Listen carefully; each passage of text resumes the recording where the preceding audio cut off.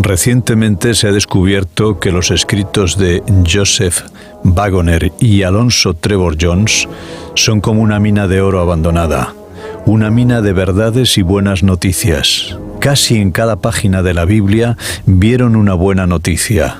De todo esto resulta algo conmovedor que hace vibrar el corazón para siempre. Es fácil ser salvo y difícil estar perdido si comprendemos hasta qué punto la buena noticia es buena. Es con inmenso placer que presentamos estos deliciosos bocados cotidianos de buenas noticias. Pueda producir a todos vosotros tanto placer oírlas como a nosotros reunirlas y llevarlas a vuestros oídos. La verdad de Dios no puede tener la mayoría.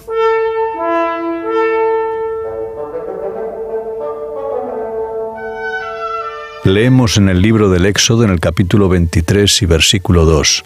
No seguirás a la mayoría para hacer mal, ni responderás en un litigio inclinándote ante la mayoría para hacer agravios.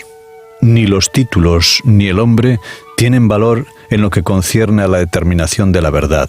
La verdad no tiene más valor, ni será más fácilmente aceptada cuando es avalada por 10.000 príncipes, que cuando es sostenida por un solo humilde campesino.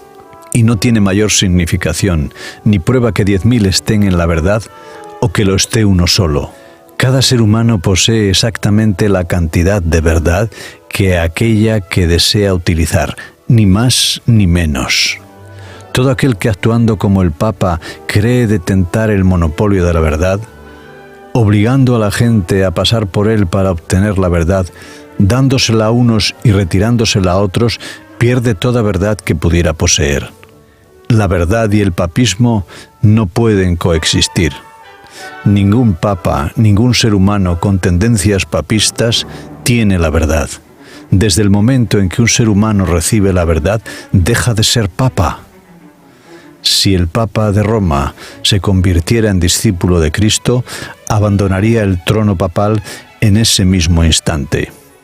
De la misma manera que no existe ningún ser humano que detente el monopolio de la verdad, no hay ningún lugar a donde tengamos que ir necesariamente para encontrarla.